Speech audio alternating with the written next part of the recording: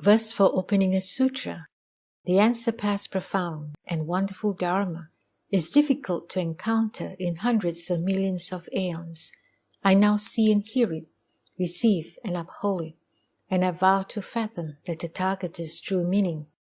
The Sutra of the foremost Shurangama at the great Buddhist summit concerning the Tathagata's secret course of cultivation, his certification to the complete meaning, and all bodhisattvas' myriad practices. Translated during the Tang dynasty by Shramana Paramiti from central India, reviewed by Shramana Megashikara from Udayana, certified by Shramana Huati from Nanluo Monastery on Luo Fu Mountain, edited by Bodhisattva Precept's disciple Fang Yong of Qinghe, former censor of state and concurrently attendant and minister and court regulator. Translated into English by the Buddhist Text Translation Society. At that time, the Tathagata was preparing to leave the Dharma seat. From the lion throne, he extended his hand and placed it on a small table wrought of the 7 precious things. But then he turned his body, which was the color of purple golden mountains, and leaned back, saying to everyone in the assembly and to Ananda, "Those of you with more to learn, those enlightened by conditions, and those who are sound hearers have now turned your minds to pursue the attainment of Supreme Bodhi, the answer past, wonderful enlightenment. I've already taught you the true method of cultivation. You are still not aware of the subtle demonic events that can occur when you cultivate shamatha and vipassana. If you cannot recognize the demonic state when it appears, it is because the cleansing of your mind has not been proper. You will then be engulfed by deviant views. You may be troubled by a demon from your own skandhas, or a demon from the heavens, or you may be possessed by a ghost or spirit, or you may encounter a Li ghost or a Mei ghost. If your mind is not clear, you'll mistake a thief for your own son. It is also possible to feel satisfied after a small accomplishment, like the unlearned bhikshu who reached the 4th dhyana and claimed that he had realized sagehood. When his celestial reward ended and the signs of decay appeared, he slandered arahatship as being subject to birth and death, and thus he fell into the Avicii hell. You should pay attention. I'll now explain this for you in detail. Ananda stood up, and with the others in assembly, who had more to learn, bowed joyfully. They quieted themselves in order to listen to the compassionate instruction. The Buddha told Ananda and the whole assembly, "You should know that the 12 categories of beings in this world of outflows are endowed with a wonderfully bright, fundamental enlightenment, the enlightened, perfect substance of the mind, which is not different from that of the Buddhas of the 10 directions. Due to the fault of false thinking and confusion about the truth, infatuation arises and makes your confusion all-pervasive. Consequently, an emptiness appears. Worlds come into being as that confusion is ceaselessly transformed. Therefore, the lands there are not without outflows, as numerous as motes of dust throughout the 10 directions, are all created as a result of confusion, dullness, and false thinking. You should know that the space created in your mind is like a wisp of cloud that dots the vast sky. How much smaller must all the worlds within that space be? If even one person among you finds the truth and returns to the source, then all of space in the 10 directions is obliterated. How could the worlds within that space fail to be destroyed as well? When you cultivate dhyana and attain samadhi, your mind tallies with the minds of the bodhisattvas and the great arhats of the 10 directions, who are free of outflows, and you abide in a state of profound purity. All the kings of demons, the ghosts and spirits, and the ordinary gods see their palaces collapse for no apparent reason. The earth quakes, and all the creatures in the water, on the land, and in the air, without exception, are frightened. Yet ordinary people, who are sunk in deep confusion, remain unaware of these changes. All these beings have 5 kinds of spiritual powers. They lack only freedom from outflows, because they are still attached to worldly passions. How could they allow you to destroy their palaces?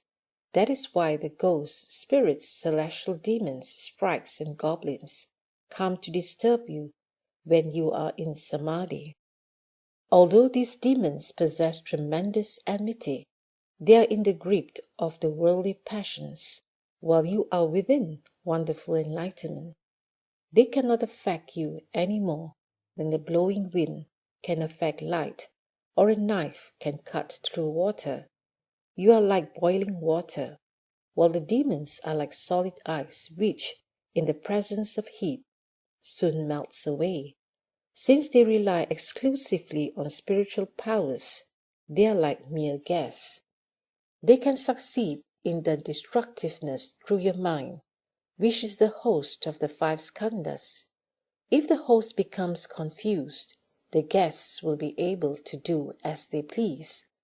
When you are in dhyana, awakened, aware, and free of delusion, their demonic deeds can do nothing to you. As the skandhas dissolve, you enter the light. All those deviant hosts depend upon dark energy. Since light can destroy darkness, they would be destroyed if they drew near you. How could they dare linger and try to disrupt your dhyana samadhi? If you were not clear and aware, but were confused by the skandhas, then you, Ananda, would surely become one of the demons. You would turn into a demonic being. Your encounter with Matangi's daughter was a minor incident. She cast a spell on you to make you break the Buddhist moral precepts. Still, among the 80,000 modes of conduct, you violated only one precept. Because your mind was pure, all was not lost. This would be an attempt to completely destroy your precious enlightenment. Were it to succeed, you would become like the family of a senior government official who is suddenly exiled, his family wanders, bereft and alone, with no one to pity or rescue them. Ananda, you should know that as a cultivator sits in the Bodhimanda, he is doing away with all thoughts. When his thoughts come to an end, there will be nothing on his mind. This state of pure clarity will stay the same, whether in movement or stillness, in remembrance or forgetfulness. When he dwells in this place and enters samadhi, he is like a person with clear vision, who finds himself in total darkness. Although his nature is wonderfully pure, his mind is not yet illuminated. This is the region of the form skandha. If his eyes become clear, he will then experience the 10 directions as an open expanse, and the darkness will be gone. This is the end of the form skandha. He'll then be able to transcend the turbidity of kalpas. Contemplating the cause of the form skandha, one sees that false thoughts of solidity are its source. Ananda, at this point, as the person intently investigates that wondrous brightness, the 4 elements will no longer function together, and soon the body will be able to transcend obstructions. This state is called the pure brightness merging into the environment.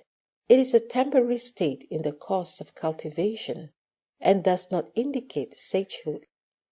If he does not think he has become a sage, then this will be a good state. But if he considers himself a sage, then he will be vulnerable to the demon's influence. Further, Ananda, as a person uses his mind to intently investigate that wondrous light, the light will pervade his body. Suddenly, he'll be able to extract intestinal worms from his own body, yet his body will remain intact and unharmed. This state is called the pure light surging through one's physical body. It is a temporary state in the course of intense practice and does not indicate sagehood. If he does not think he has become a sage, then this will be a good state. But if he considers himself a sage, then he'll be vulnerable to the demon's influence.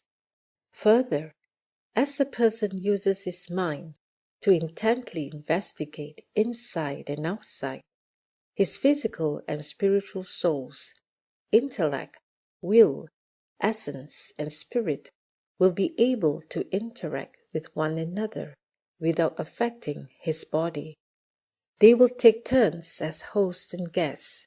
Then he may certainly hear the Dharma being spoken in space, or perhaps he will hear esoteric truths being pronounced simultaneously throughout the 10 directions. This state is called the essence and souls alternately separating and uniting, and the planting of good seeds. It is a temporary state and does not indicate sagehood. If he does not think he has become a sage, then this will be a good state. But if he considers himself a sage, then he'll be vulnerable to the demon's influence. Further, when a person's mind becomes clear, unveiled, bright, and penetrating, an internal light will shine forth and turn everything in the 10 directions into the color of Jambu River gold. All the various species of beings will be transformed into Tathagatas. Suddenly he will see Vairochana Buddha seated upon a platform of celestial light, surrounded by 1,000 Buddhas who simultaneously appear upon lotus blossoms in 100 million lands. This state is called the mind and soul being instilled with spiritual awareness. When he has investigated to the point of clarity, the light of his mind will shine upon all worlds. This is a temporary state and does not indicate sagehood. If he does not think he has become a sage, then this will be a good state. But if he considers himself a sage, then he will be vulnerable to the demon's influence. Further, as a person uses his mind to intently investigate that wondrous light, he will contemplate without pause, restraining and subduing his mind so that it does not go to extremes. Suddenly, the space in the 10 directions may take on the colors of the 7 precious things, or the colors of 100 precious things, which simultaneously pervade everywhere without hindering one another. The blues, yellows, reds, and whites will each be clearly apparent. This state is called excessively subduing the mind. It is a temporary state and does not indicate sagehood. If he does not think he has become a sage, then this will be a good state. But if he considers himself a sage, then he'll be vulnerable to the demon's influence. Further, as a person uses his mind to investigate with clear discernment until the pure light no longer disperses, he will certainly be able to see various things appear in a dark room at night, just as if it were daytime, while the objects that were already in the room do not disappear. This state is called refining the mind and purifying the vision until one is able to see in the dark. It is a temporary state and does not indicate sagehood. If he does not think he has become a sage, then this will be a good state. But if he considers himself a sage, then he'll be vulnerable to the demon's influence. Further, when his mind completely merges with emptiness, his four limbs will suddenly become like grass or wood, devoid of sensation, even when burned by fire or cut with a knife. The burning of fire will not make his limbs hot, and even when his flesh is cut, it will be like wood being whittled. This state is called the merging of external states and the blending of the four elements into a uniform substance. It is a temporary state and does not indicate sagehood. If he does not think he has become a sage, then this will be a good state. But if he considers himself a sage, then he'll be vulnerable to the demon's influence. Further, when his mind accomplishes such purity that his skill in purifying the mind has reached its ultimate, he will certainly see the earth, the mountains, and the rivers in the 10 directions turn into Buddha lands, replete with the 7 precious things, their light shining everywhere. He will also see Buddhas, Tathagatas, as many as the sands of the Ganges, filling all of space. He will also see pavilions and palaces that are resplendent and beautiful. He will see the hells below and the celestial palaces above, all without obstruction. This state is called the gradual transformation of concentrated thoughts of fondness and loathing. It does not indicate sagehood. If he does not think he has become a sage, then this will be a good state. But if he considers himself a sage, then he will be vulnerable to the demon's influence. Further, as a person uses his mind to investigate what is profound and far away, he will certainly be able to see distant places in the middle of the night. He will see city markets and community wells, streets and alleys, and relatives and friends, and he may hear their conversations. This state is called having been suppressed to the utmost. The mind flies out and sees much that had been blocked from view. It does not indicate sagehood.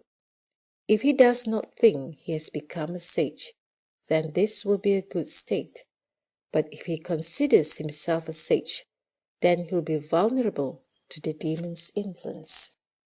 Further, as a person uses his mind to investigate to the utmost point, he may see a good and wise advisor whose body undergoes changes. Within the brief interval, various transformations will occur which cannot be explained. This state is called having an improper mind, which is possessed by a Lee ghost or a May ghost or a celestial demon, and without reason speaking Dharma that fathoms wondrous truths. It does not indicate sagehood. If he does not think he has become a sage, then the demonic formations will subside. But if he considers himself a sage, then he will be vulnerable to the demon's influence. Ananda, these 10 states may occur in dhyana as one's mental efforts interacts with the form skandhas. Dull and confused living beings do not evaluate themselves. Encountering such situations, in their confusion, they fail to recognize them and say that they have become sages, thereby uttering a great lie. They will fall into the relentless hells. In the Dharma ending age, after the Tathagata enters nirvana, all of you should rely on and proclaim this teaching. Do not let the demons of the heavens have their way. Offer protection so all can realize the unsurpassed way. Ananda, when the good person who is cultivating samadhi and shamatha has put an end to the form skandha, he can see the mind of all Buddhas as if seeing an image reflected in a clear mirror. He seems to have obtained something, but he cannot use it. In this he resembles a paralyzed person. His hands and feet are intact. His seeing and hearing are not distorted, and yet his mind has come under deviant influence, so that he is unable to move. This is a region of the feeling skandha. Once the problem of paralysis subsides, his mind can then leave his body and look back upon his face.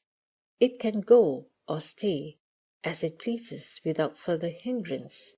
This is the end of the feeling skandha. This person can then transcend the turbidity of views. Contemplating the cause of the feeling skandha, one sees that false thoughts of illusory clarity are its source. Ananda, in this situation, the good person experiences a brilliant light.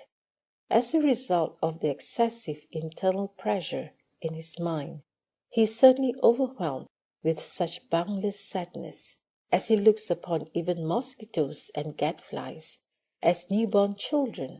He is filled with pity and unconsciously bursts into tears. This is called overexertion in suppressing the mind in the course of cultivation. If he understands, then there is no error. This experience does not indicate sagehood. If he realizes that and remains unconfused, then after a time it will disappear. But if he considers himself a sage, then a demon of sadness will enter his mind. Then as soon as he sees someone, he'll feel sad and cry uncontrollably. Lacking proper samadhi, he will suddenly fall.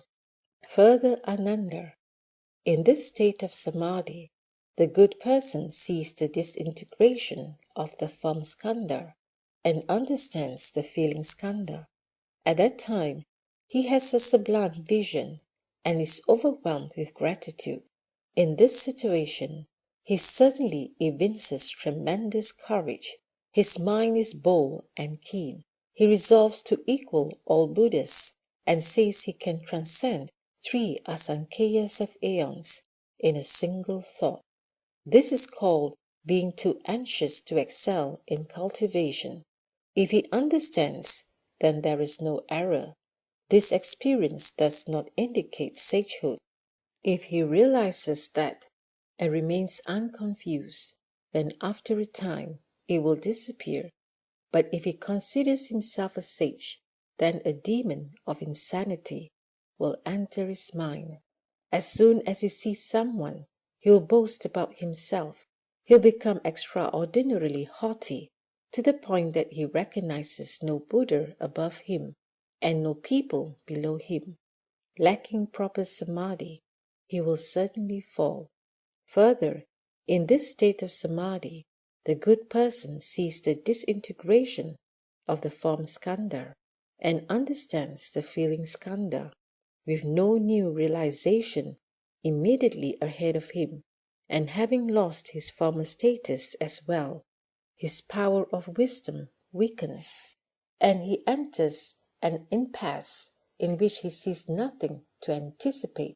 Suddenly, a feeling of tremendous monotony and thirst arises in his mind. At all times, he is fixated in memories that do not disperse. He mistakes this for a sign of diligence and vigor. This is called cultivating the mind, but losing oneself due to a lack of wisdom. If he understands, then there is no error. This experience does not indicate sagehood. But if he considers himself a sage, then a demon of memory will enter his mind. Day and night, it will hold his mind suspended in one place. Lacking proper samadhi, he will certainly fall. Further, in this state of samadhi, the good person sees the disintegration of the form skandha and understands the feeling skandha. His wisdom becomes stronger than his samadhi, and he mistakenly becomes impetus. cherishing the supremacy of his nature. He imagines that he is a Nishanda Buddha and rests content with his minor achievement. This is called applying the mind, but straying away from the constant examination and becoming preoccupied with ideas and opinions. If he understands, then there is no error. This experience does not indicate sagehood, but if he considers himself a sage, then a lowly demon that is easily satisfied will enter his mind. As soon as he sees someone, he will announce, I have realized the unsurpassed absolute truth. Lacking proper samadhi, he will certainly fall. Further, in this state of samadhi, the good person sees the disintegration of the form skandha and understands the feeling skandha. He has not yet obtained any results, and his prior state of mind has already disappeared. Surveying the two extremes, he feels that he is in great danger. Suddenly he becomes greatly distraught, as if he was seated on the iron bed, or as if he has taken poison. He has no wish to go on living, and he is always asking people to take his life so he can be released sooner. This is called cultivating but not understanding expedience. If he understands, then there is no error. This experience does not indicate sagehood, but if he considers himself a sage, then a demon of chronic depression will enter his mind. He may take up knives and swords and cut his own flesh, happily giving up his life. Or else, driven by constant anxiety, he may flee into the wilderness and be unwilling to see people. Lacking proper samadhi, he will certainly fall. Further, in this state of samadhi, the good person sees the disintegration of the form skandha and understands the feeling skandha. As he dwells in this purity, his mind is tranquil and at ease. Certainly, a feeling of boundless joy wells up in him. There is such bliss in his mind that he cannot contain it. This is called experiencing lightness and ease, but lacking the wisdom to control it. If he understands, then there is no error. This experience does not indicate sagehood, but if he considers himself a sage, then a demon that likes happiness will enter his mind. As soon as he sees someone, he will laugh. He will sing and dance in the streets. He will say that he has already attained unobstructed liberation. Lacking proper samadhi, he will certainly fall. Further, in this state of samadhi, the good person sees the disintegration of the form skandha and understands the feeling skandha. He says he is already satisfied. Certainly, a feeling of unreasonable, intense self-satisfaction may arise in him. It may include pride, outrageous pride, haughty pride, overweening pride, and pride based on inferiority, all of which occur at once. In his mind, he even looks down on the Tathagatas of the 10 directions, but how much the more so on the lesser positions of sound hearers and those enlightened by conditions. This is called viewing oneself as supreme, but lacking the wisdom to save oneself. If he understands, then there is no error. This experience does not indicate sagehood. But if he considers himself a sage, then a demon of intense arrogance will enter his mind. He will not bow to stupas or in temples. He will destroy sutras and images. He will say to the Dhanapatis, these are gold, bronze, clay, or wood. The sutras are just leaves or cloth. The flesh body is what is real and eternal, but you don't revere it. Instead, you venerate clay and wood. That is totally absurd. Those who have deep faith in him will follow him to destroy the images or bury them. He will mislead living beings so that they fall into the relentless hells. Lacking proper samadhi, he will certainly fall. Further, in this state of samadhi, the good person sees the disintegration of the form skandha and understands the feeling skandha. In his refined understanding, he awakens completely to subtle principles everything is in accord with his wishes, he may certainly experience limitless lightness and ease in his mind. He may say that he has become a sage and attained great self-mastery. This is called attaining lightness and clarity due to wisdom. If he understands, then there is no error. This experience does not indicate sagehood.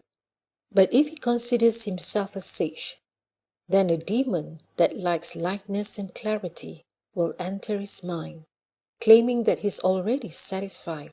He will not strive to make further progress. For the most part, such cultivators will become like the unlearned bhikshu. He will mislead living beings so that they will fall into the Avicii hell.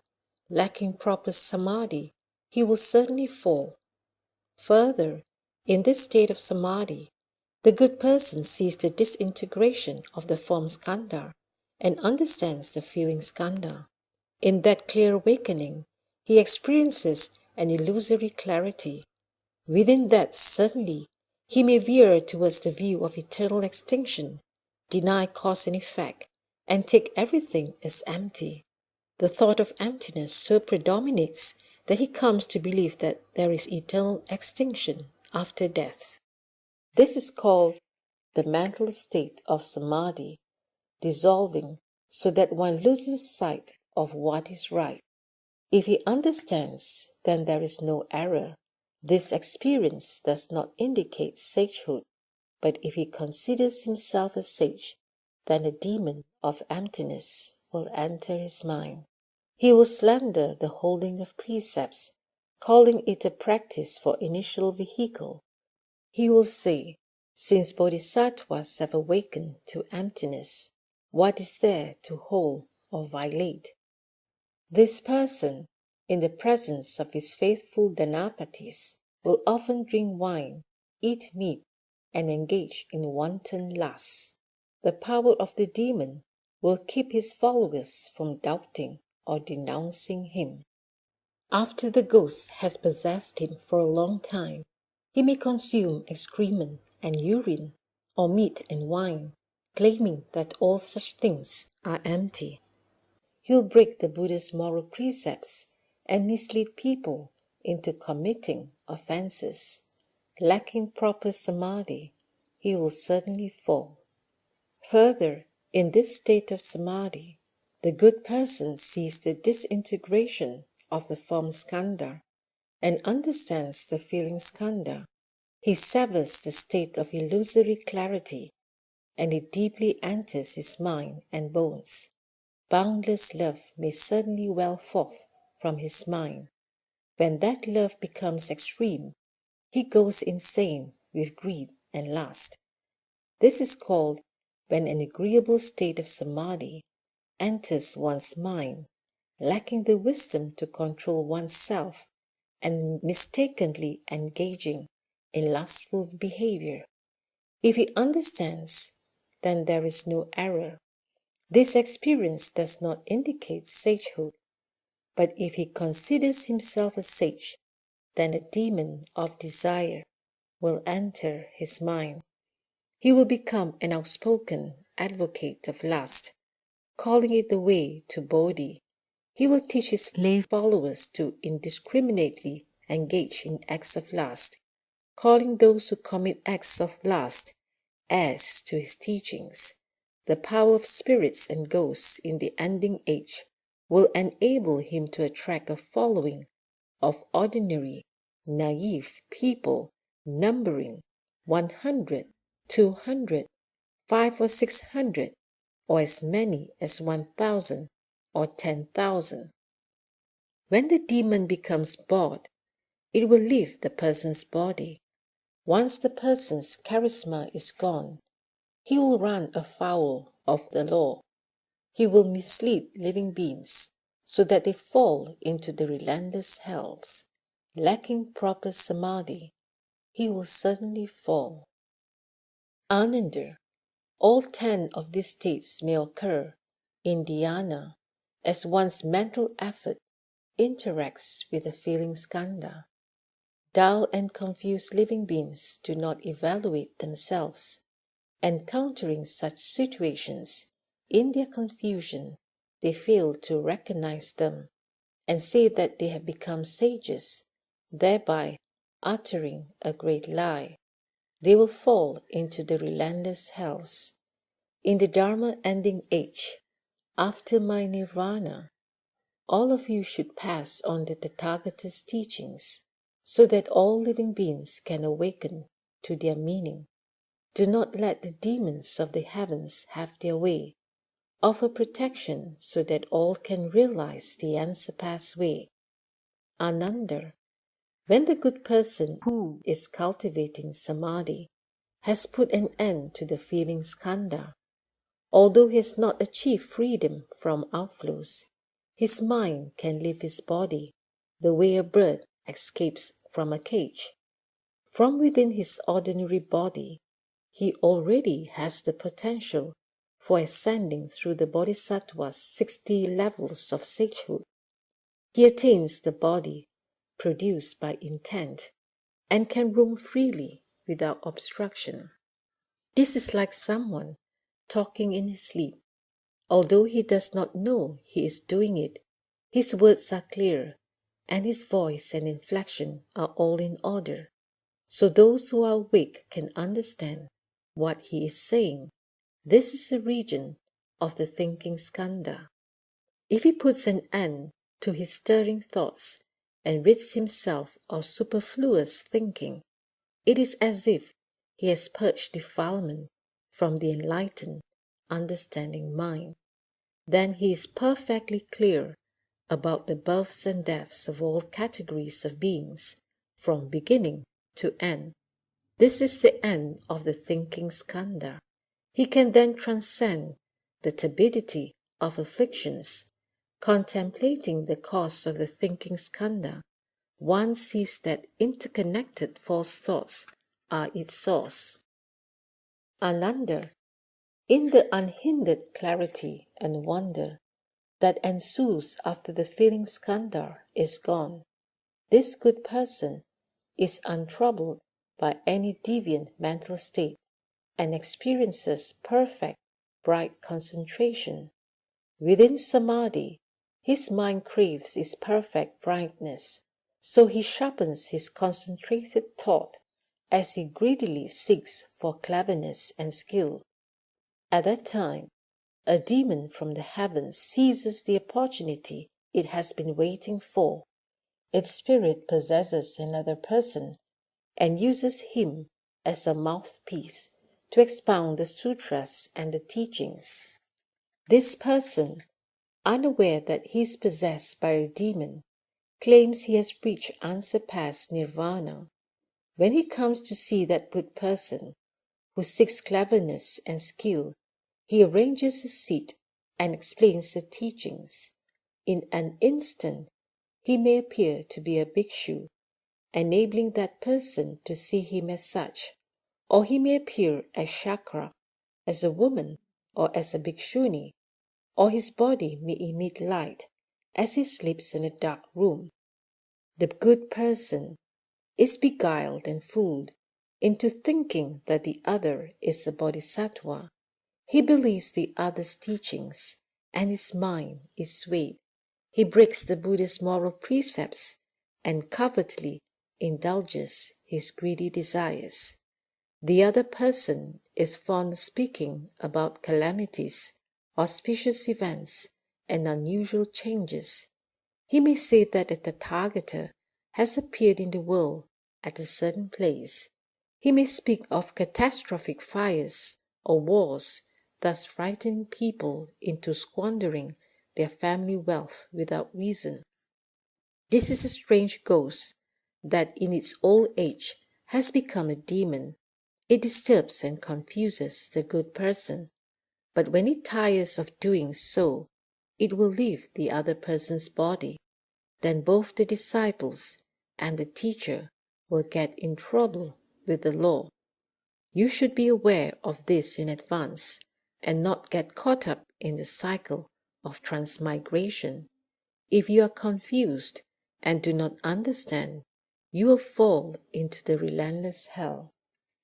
Further, Ananda, in the unhindered clarity and wonder that ensues after the feeling skandha is gone. This good person is untroubled by any deviant mental state and experiences perfect, bright concentration. Within samadhi, his mind craves to roam about, so he lets his subtle thoughts fly out as he greedily seeks for adventure. At that time, a demon from the heavens seizes the opportunity it has been waiting for. Its spirit possesses another person and uses him as a mouthpiece to expound the sutras and explain the teachings. This person, unaware that he is possessed by a demon, claims he has reached unsurpassed nirvana.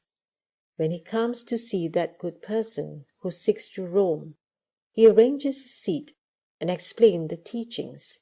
His own body does not change its appearance, but those listening to the lecture suddenly see themselves sitting on jeweled lotuses, and their entire bodies transformed into clusters of purple golden light. Each person in the audience experiences that state and feels he has obtained something unprecedented. The good person is beguiled and fooled into thinking the other is a bodhisattva. Lust and laxity corrupt his mind. He breaks the Buddha's moral precepts and covertly indulges his greedy desires. The other person is fond of saying that Buddhas are appearing in the world. He claims that in a certain place, a certain person is actually a transformation body of a certain Buddha.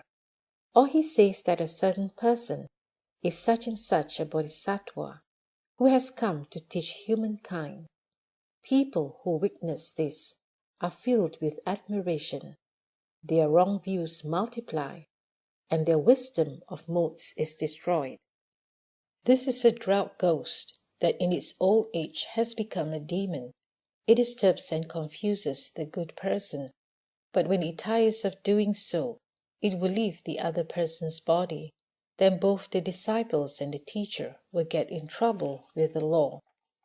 You should be aware of this in advance and not get caught up in the cycle of transmigration. If you are confused and do not understand, you fall into the relentless hells.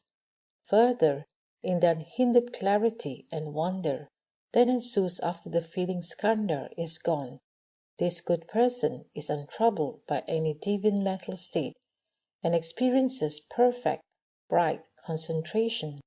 Within samadhi, his mind craves spiritual oneness, so he clarifies his concentrated thought as he greedily seeks for union. At that time, a demon from the heavens seizes the opportunity it has been waiting for. Its spirit possesses another person and uses him as a mouthpiece to expound the sutras and explains the teachings. This person, unaware that he is actually possessed by a demon, claims he has reached unsurpassed nirvana. When he comes to see that good person who seeks union, he arranges a seat and explains the teachings.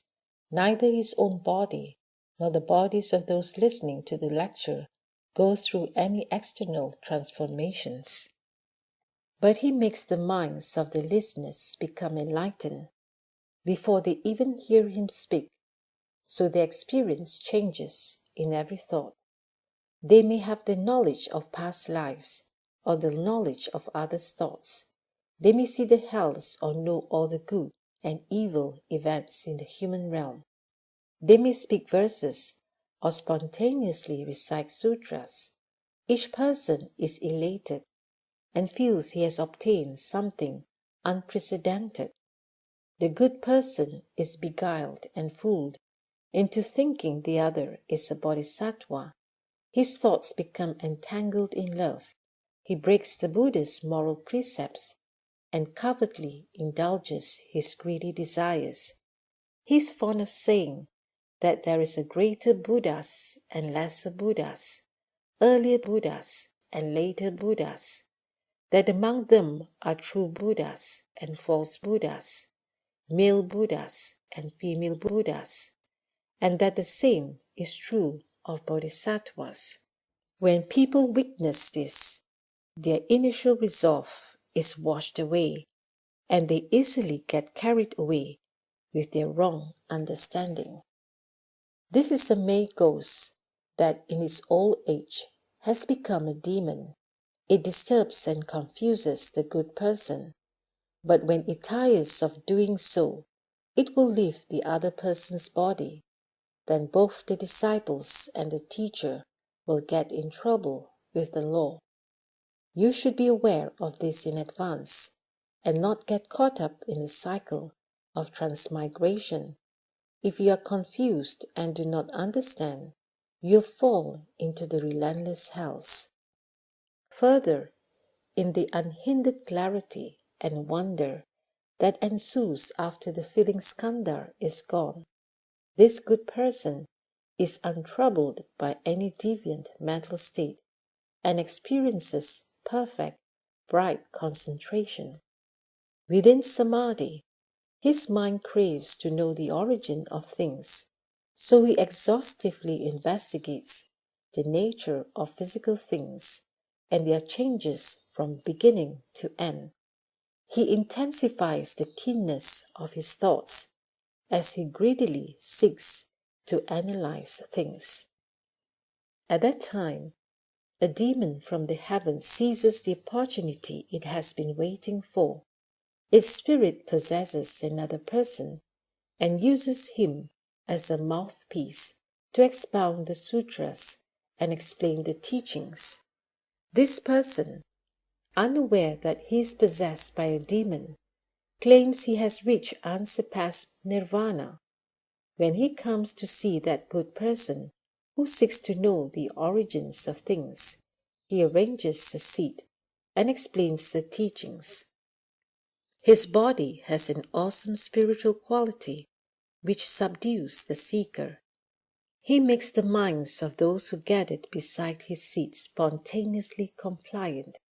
Even before they hear him speak, he says to all of those people that the Buddha's nirvana, bodhi, and dharma body are there before them in the form of his own physical body.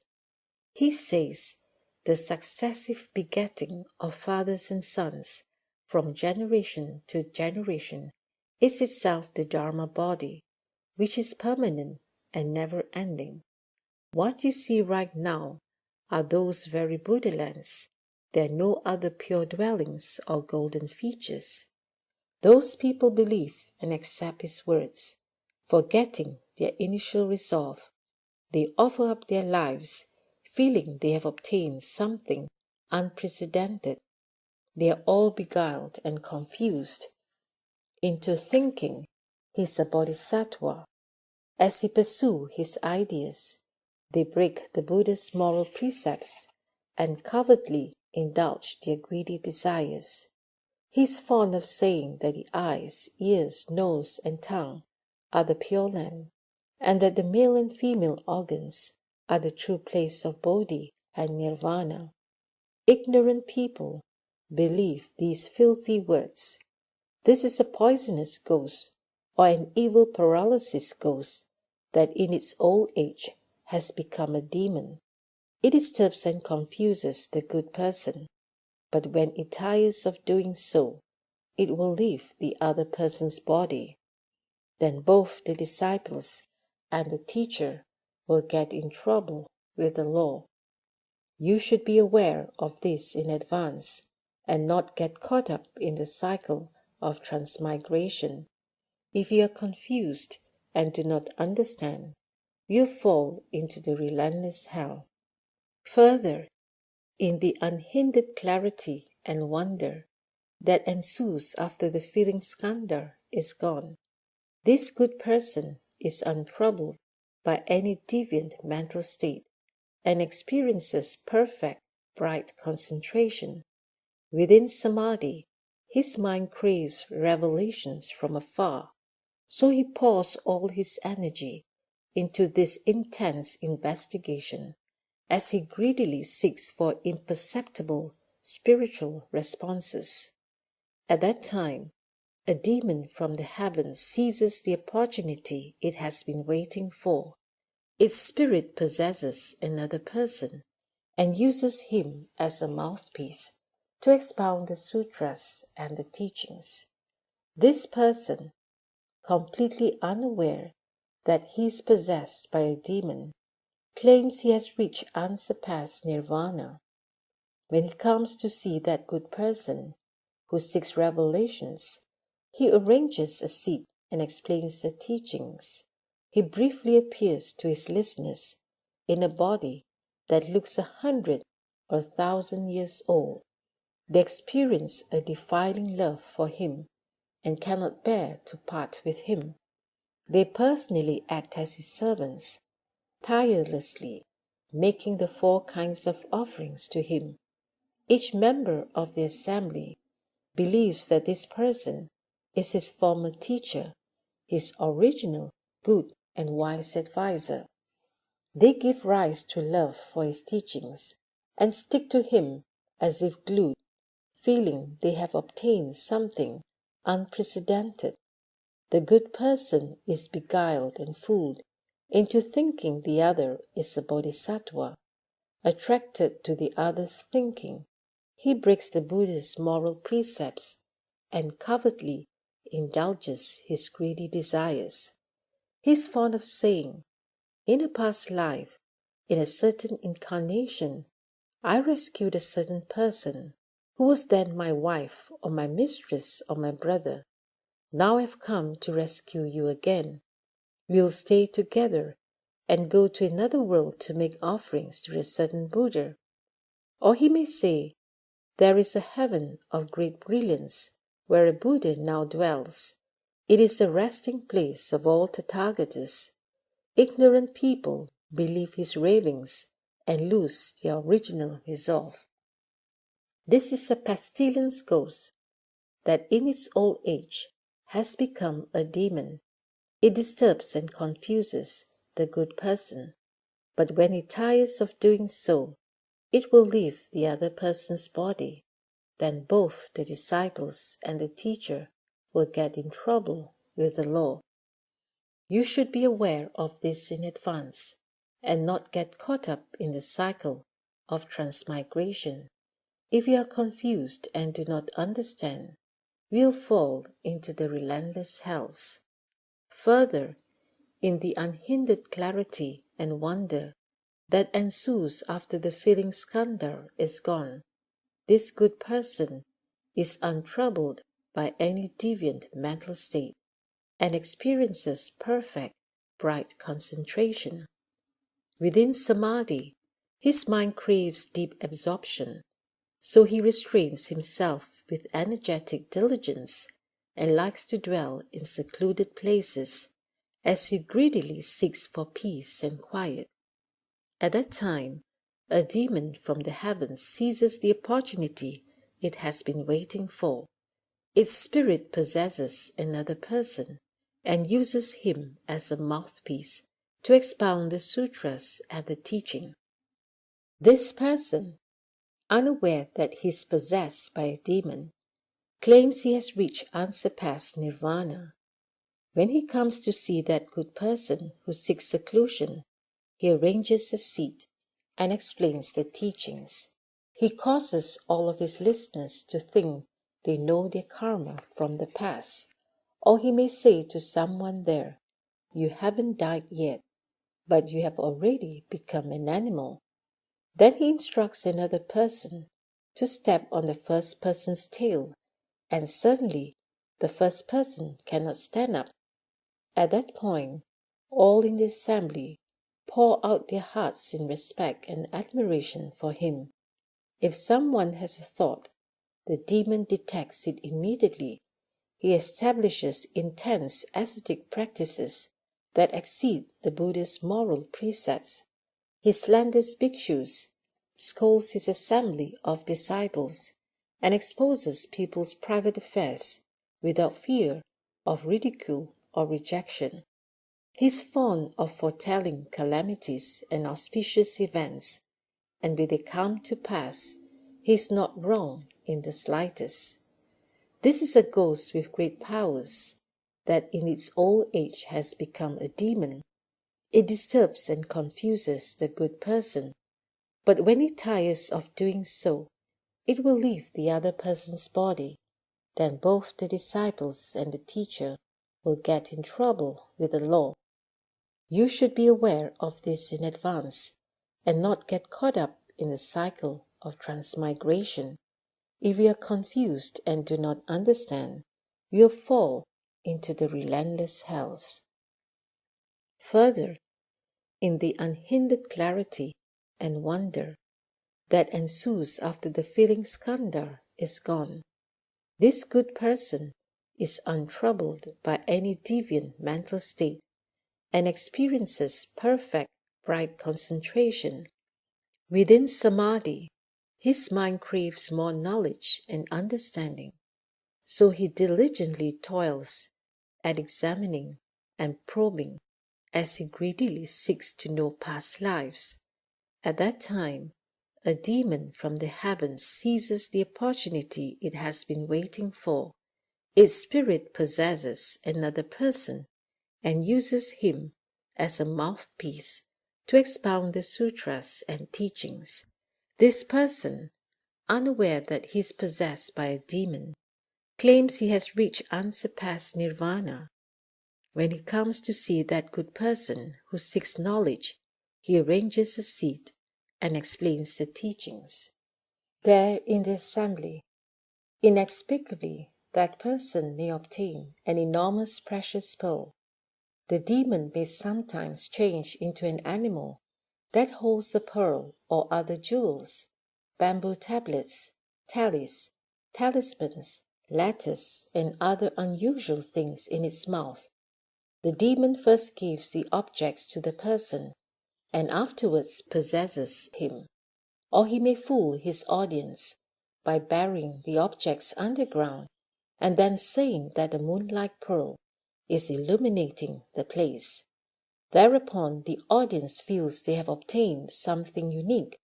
He may eat only medicinal herbs and not partake of prepared food, or he may eat only one sesame seed and 1 grain of wheat a day, and still look robust. This is because he is sustained by the power of the demon. He slanders bhikshus and scolds his assembly of disciples without fear of ridicule or rejection. He is fond of talking about treasure troves in other locations, or of remote and hidden places where sages and worthies of the 10 directions dwell. Those who follow him often see strange and unusual people. This is a ghost or spirit of the mountain forests, earth, cities, rivers, and mountains that in its old age has become a demon. The person it possesses may advocate promiscuity and violate the Buddha's precepts. He may covertly indulge in the 5 desires with his followers, or he may appear to be vigorous, eating only wild plants. His behavior is erratic, and he disturbs and confuses the good person. But when the demon tires, it will leave the other person's body. Then both the disciples and the teacher will get in trouble with the law. You should be aware of this in advance and not get caught up in the cycle of transmigration. If you are confused and do not understand, you'll fall into the relentless hells. Further, in the unhindered clarity and wonder that ensues after the feeling skandha is gone, this good person is untroubled by any deviant mental state and experiences perfect bright concentration. Within samadhi, his mind craves spiritual powers and all manner of transformations, so he investigates the source of transformations as he greedily seeks for spiritual powers. At that time, a demon from the heavens seizes the opportunity it has been waiting for. Its spirit possesses another person and uses him as a mouthpiece to expound the sutras and teachings. This person, truly unaware that he is possessed by a demon, also claims he has reached unsurpassed nirvana. When he comes to see that good person who seeks spiritual powers, he arranges a seat and explains the teachings. The possessed person may hold fire in his hands and, grasping a portion of it, put a flame on the head of each listener in a fourfold assembly. The flames on top of their heads are several feet high, yet they are not hot, and no one is burned.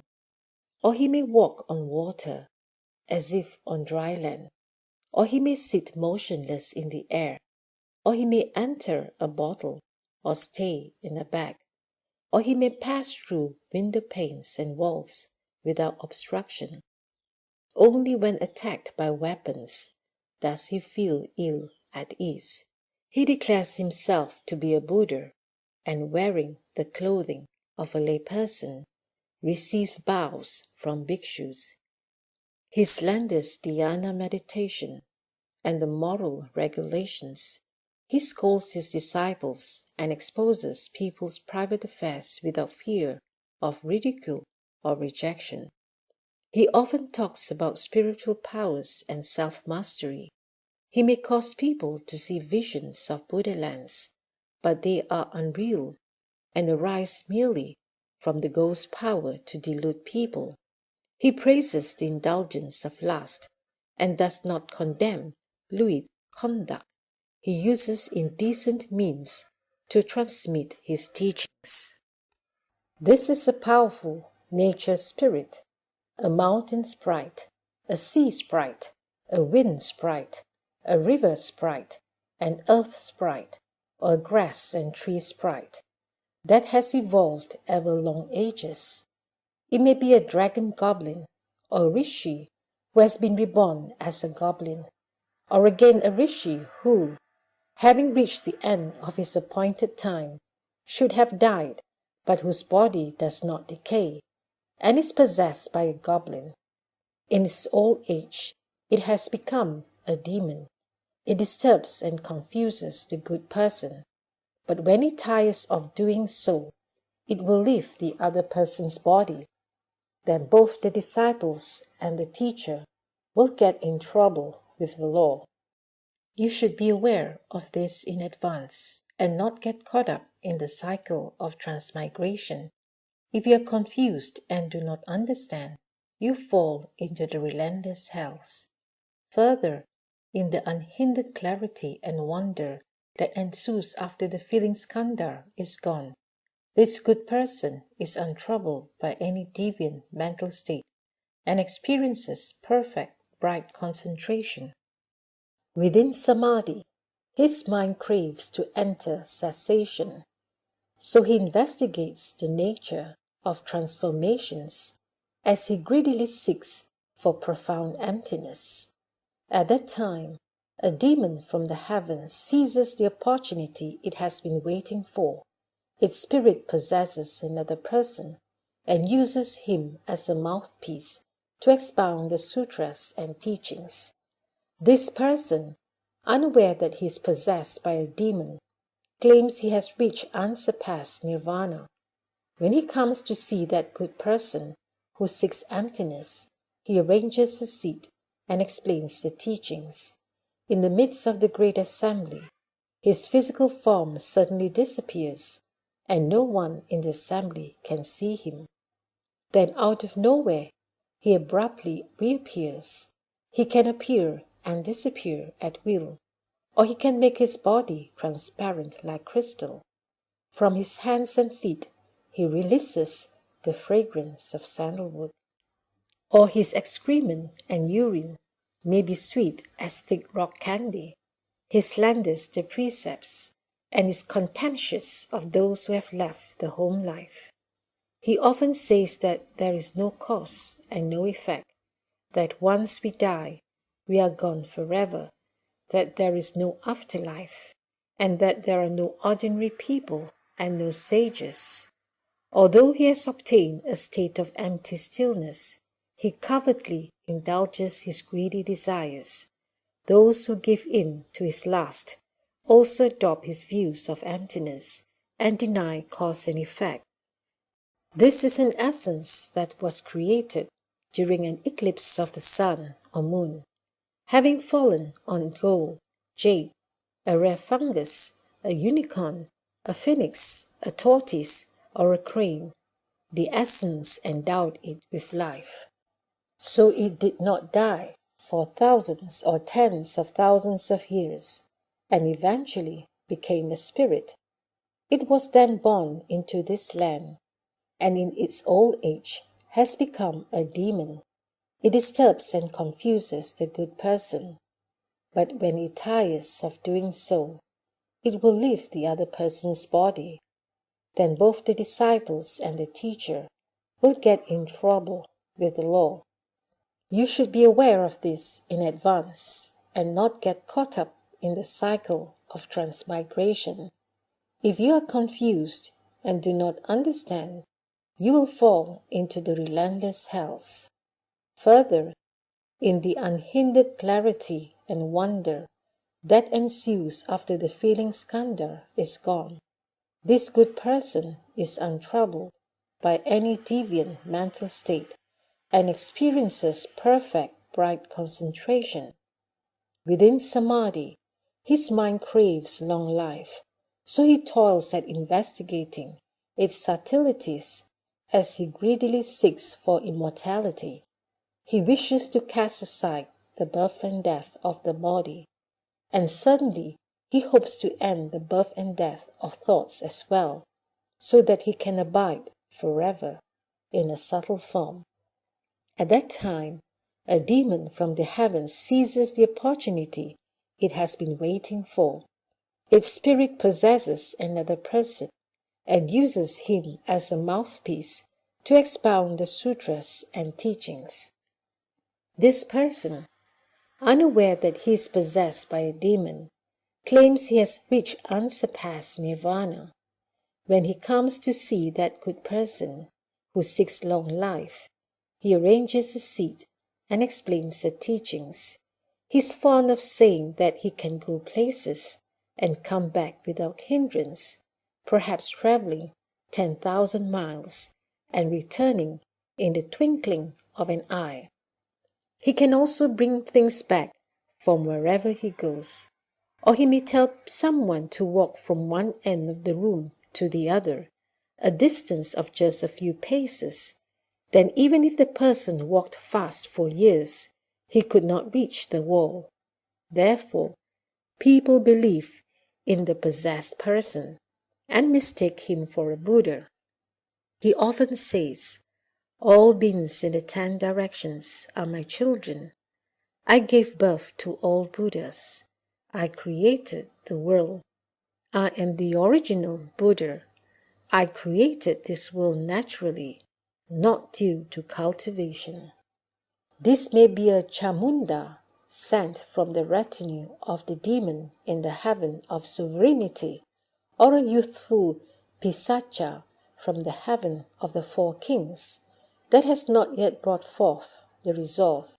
It takes advantage of the person's luminous clarity and devours his essence and energy, or perhaps without having to rely on the teacher, the cultivator personally sees a being that tells him, "I'm a Vajra spirit that has come to give you a long life." Or the being transforms itself into a beautiful woman and engages him in frenzied lust, so that within a year his vitality is exhausted. He talks to himself, and to anyone listening, he sounds like a goblin. The people around him do not realize what is happening. In most cases, such a person will get in trouble with the law, but before he is punished, he will die from depletion. The demon disturbs and confuses the person to the point of death. You should be aware of this in advance and not get caught up in the cycle of transmigration. If you are confused and do not understand, you'll fall into the relentless hells. Ananda You should know that in the Dharma ending age, these 10 kinds of demons may leave the home life to cultivate the way within my Dharma. They may possess other people, or they may manifest themselves in various forms. All of them will claim that they have already accomplished proper and pervasive knowledge and awareness. They praise lust and break the Buddha's moral precepts. The evil demonic teachers and the demonic disciples that I just discussed transmit their teaching through licentious activity. Such deviant spirits take over cultivators' minds, and after a few, as 9 lives or as many as 100 generations, they turn true practitioners entirely into followers of demons. When their lives are over, they're bound to end up as one of the demonic hosts. They will lose their proper and pervasive knowledge and fall into the relentless hells. You need not enter nirvana yet, although you are completing attainment to the level beyond learning. Hold nonetheless to your vows to enter the Dharma ending age. Bring forth great compassion to rescue and take across living beings who have proper minds and deep faith. Do not let them become possessed by demons. Help them instead to attain proper knowledge and views. I have already rescued you from birth and death. By venerating the Buddha's words, you will be repaying the Buddha's kindness. Ananda, all 10 of these states may occur in dhyana as one's mental effort interacts with the thinking skandha. Dull and confused living beings do not evaluate themselves. Encountering such situations, in their confusion, they fail to recognize them and say that they have become sages, thereby uttering a great lie. They will fall into the relentless hells.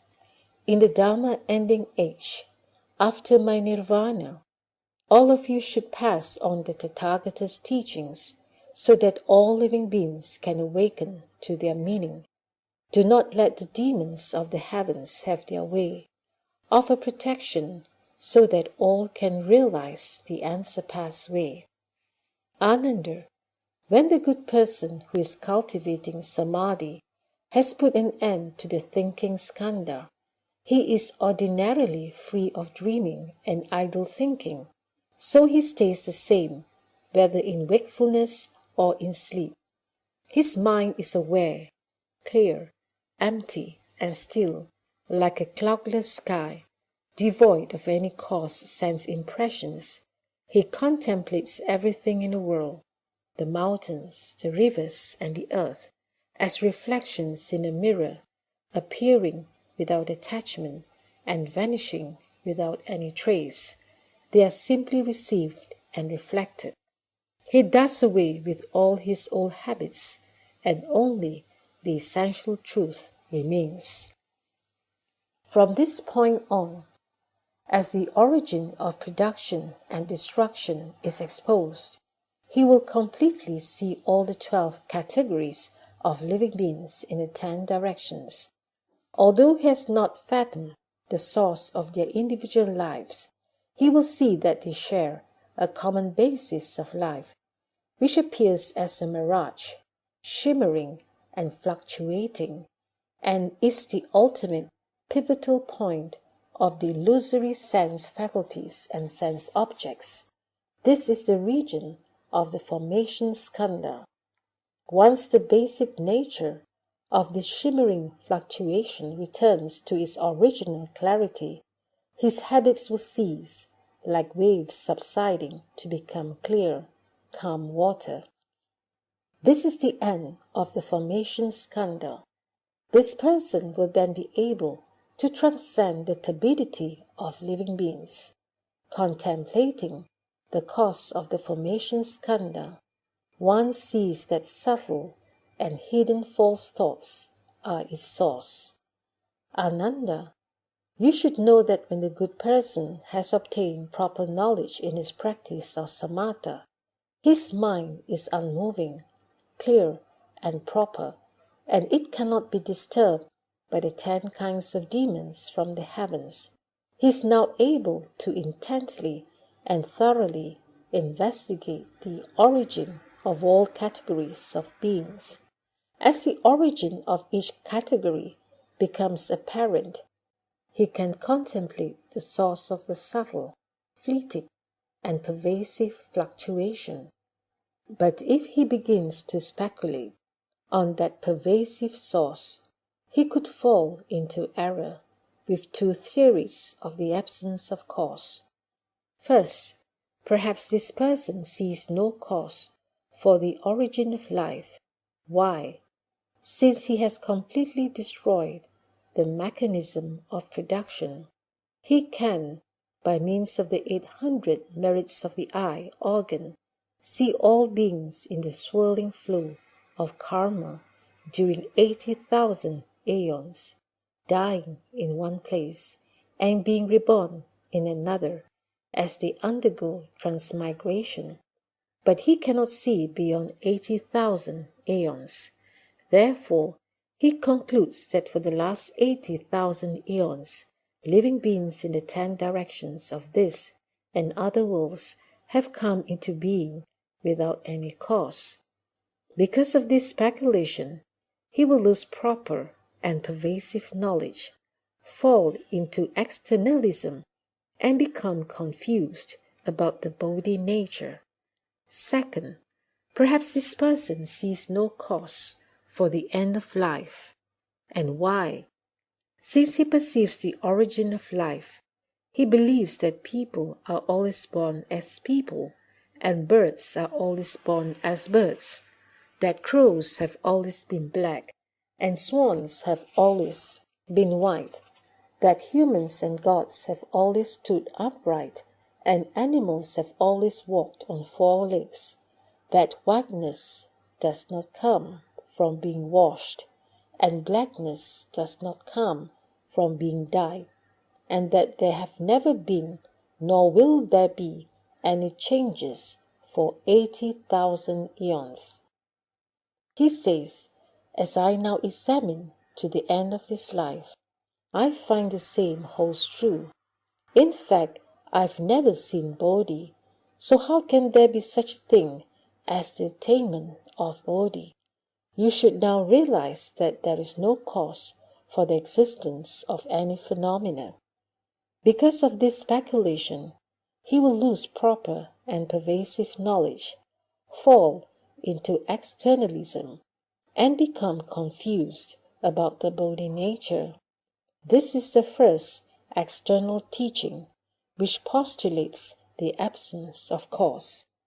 Ananda, in his practice of samadhi, the good person's mind is unmoving, clear, and proper, and can no longer be disturbed by demons. He can thoroughly investigate the origin of all categories of beings and contemplate the source of the subtle, fleeting, and constant fluctuation. But if he begins to speculate on its pervasive constancy, he could fall into error with 4 theories of pervasive permanence. First, as this person thoroughly investigates the mind and its states, he may conclude that both are causeless. Through his cultivation, he knows that in 20,000 aeons, as beings in the 10 directions undergo endless rounds of birth and death, they are never annihilated. Therefore, he speculates that the mind and its states are permanent. Second, as this person thoroughly investigates the source of the 4 elements, he may conclude that they are permanent in nature. Through his cultivation, he knows that in 40,000 aeons, as living beings in the 10 directions undergo births and deaths, their substances exist permanently and are never annihilated. Therefore, he speculates that this situation is permanent. Third, as this person thoroughly investigates the 6th sense faculty, the manas and the consciousness that grabs and receives, he concludes that the origin of mind, intellect, and consciousness is permanent. Through his cultivation, he knows that in 80,000 aeons, as all living beings in the 10 directions revolve in transmigration, this origin is never destroyed and exists permanently. Investigating this undestroyed origin, he speculates that it is permanent. Fourth, since this person has ended the source of thoughts, there is no more reason for them to arise. In the state of flowing, halting, and turning, the thinking mind, which was the cause of production and destruction, has now ceased forever, and so he naturally thinks that this is a state of non-production and non-destruction. As a result of such reasoning, he speculates that this state is permanent. Because of these speculations of permanence, he will lose proper and pervasive knowledge, fall into externalism, and become confused about the Bodhi nature. This is the second external teaching, which postulates pervasive permanence.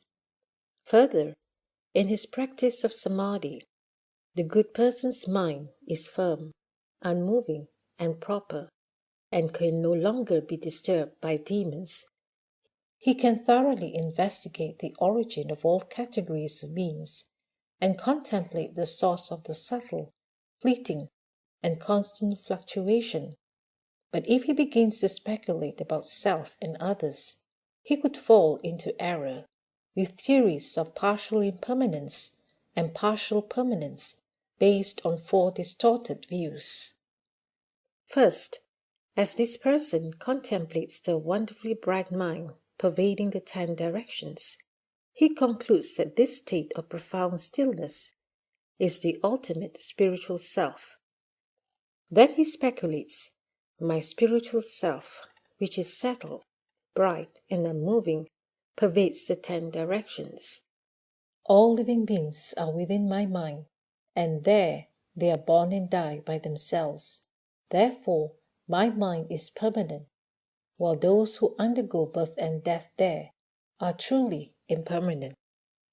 Second, instead of contemplating his own mind, this person contemplates in the 10 direction worlds as many as the Ganges sands. He regards as ultimately impermanent those worlds that are in aeons of decay, and as ultimately permanent those that are not in aeons of decay. Third, this person closely examines his own mind and finds it to be subtle and mysterious, like fine motes of dust, swirling in the 10 directions, unchanging in nature. And yet it can cause his body to be born and then to die. He regards that indestructible nature as his permanent intrinsic nature, and that which undergoes birth and death and flows forth from him as impermanent. Fourth, knowing that the skandha of thinking has ended, and seeing the flowing of the skandha of formations, this person speculates that the continuous flow of the skandha of formations is permanent, and that the skandhas of form, feeling, and thinking, which have already ended, are impermanent. Because of these speculations of impermanence and permanence, he will fall into externalism and become confused about the Bodhi nature. This is the third external teaching, which postulates partial permanence. Further, in his practice of samadhi, the good person's mind is firm, unmoving, and proper, and can no longer be disturbed by demons. He can thoroughly investigate the origin of all categories of beings and contemplate the source of the subtle, fleeting, and constant fluctuation. But if he begins to speculate about the making of certain distinctions, he could fall into error with 4 theories of finiteness. First, this person speculates that the origin of life flows and functions ceaselessly. He judges that the past and the future are finite, and that the continuity of the mind is infinite. Second, as this person contemplates an interval of 80,000 aeons, he can see living beings, but earlier than 80,000 aeons is a time of stillness in which he cannot hear or see anything. He regards as infinite that time in which nothing is heard or seen, and as finite that interval in which living beings are seen to exist. Third, this person speculates that his own pervasive knowledge is infinite and that all other people appear within his awareness, and yet since he himself has never perceived the nature of their awareness, he says they have not obtained an infinite mind, but have only a finite one. Fourth, this person thoroughly investigates the formation skandhas to the point that it becomes empty. Based on what he sees in his mind, he speculates that each and every living being in his given body is half living and half dead. From this he concludes that everything in the world is half finite and half infinite. Because of these speculations about the finite and the infinite, he will fall into externalism and become confused about the Bodhi nature. This is the fourth external teaching, which postulates finiteness. Further, in his practice of samadhi, the good person's mind is firm, unmoving, and proper, and can no longer be disturbed by demons. He can thoroughly investigate the origin of all categories of beings and contemplate the source of the subtle, fleeting, and constant fluctuation. But if he begins to speculate on what he knows and sees, he could fall into error with four distorted, false theories, which are total speculation based on the sophistry of immortality. First, this person contemplates the source of transformations. Seeing the movement and flow, he says there is change.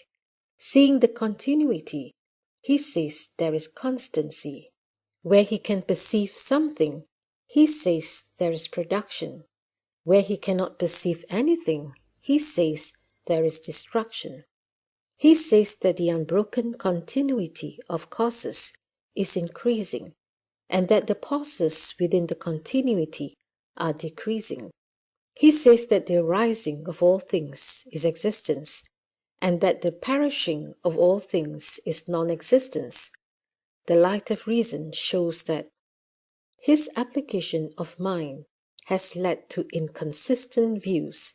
If someone comes to seek the Dharma, asking about its meaning, he replies, "I'm both alive and dead, both existent and non-existent, both increasing and decreasing." He always speaks in a confusing way, causing that person to forget what he was going to say.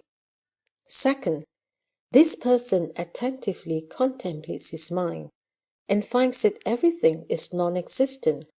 He has a realization based on non-existence. When anyone comes to ask him questions, he replies with only one word. He only says no. Aside from saying no, he does not speak. Third, this person attentively contemplates his mind and finds that everything is existent. He has a realization based on existence. When anyone comes to ask him questions, he replies with only one word. He only says yes. Aside from saying yes, he does not speak. Fourth, this person perceives both existence and non-existence. Experiencing this branching, his mind becomes confused. When anyone comes to ask questions, he tells them, existence is also non-existence, but within non-existence there is no existence.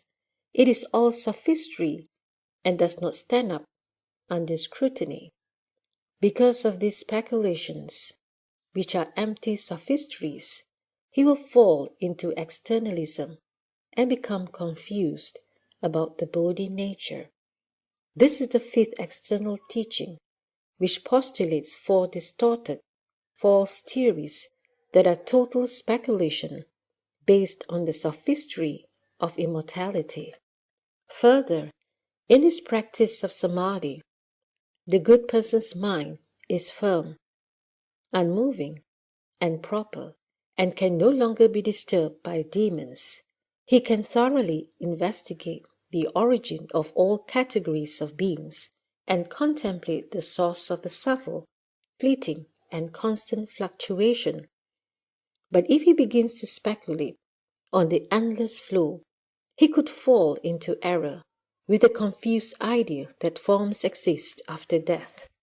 He may strongly identify with his body and say that form is himself, or he may see himself as perfectly encompassing all wills and say that he contains form, or he may perceive all external conditions as contingent upon himself and say that form belongs to him, or he may decide that he relies on the continuity of the formation skandha and say that he is within form. In all of these speculations, he says that forms exist after death. Expanding this idea, he comes out with 16 cases of the existence of forms. Then he may speculate that afflictions are always afflictions, and bodhi is always bodhi, and the two exist side by side without contradicting each other. Because of these speculations about what exists after death, he will fall into externalism and become confused about the Bodhi nature. This is the sixth external teaching, which postulates confused theories of the existence of forms after death in the realm of the five skandhas. Further, in his practice of samadhi, the good person's mind is firm, unmoving, and proper, and can no longer be disturbed by demons. He can thoroughly investigate the origin of all categories of beings and contemplate the source of the subtle, fleeting, and constant fluctuation.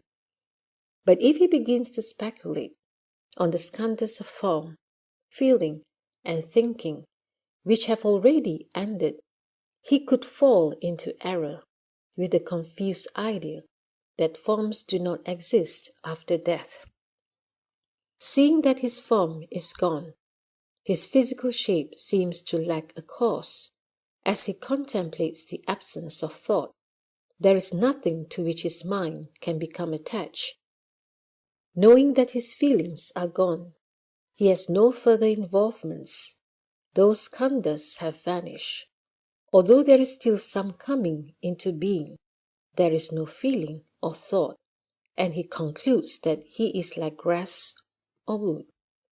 Since those qualities do not exist at present, how can there be any existence of forms after death?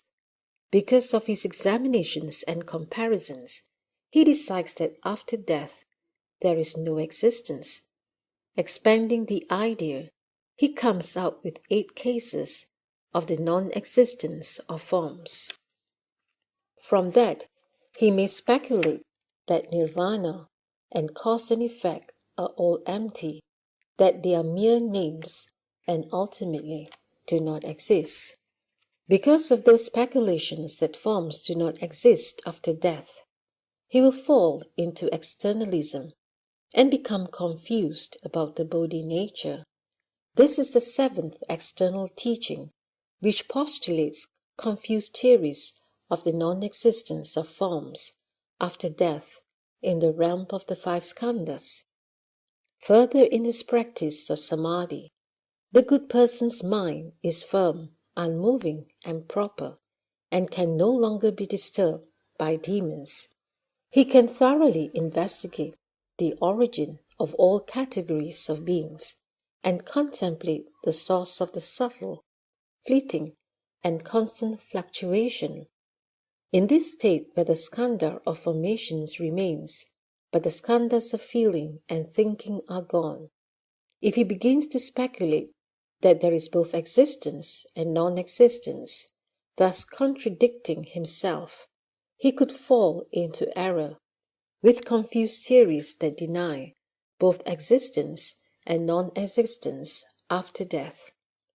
Regarding form, feeling, and thinking, he sees that existence is not really existence.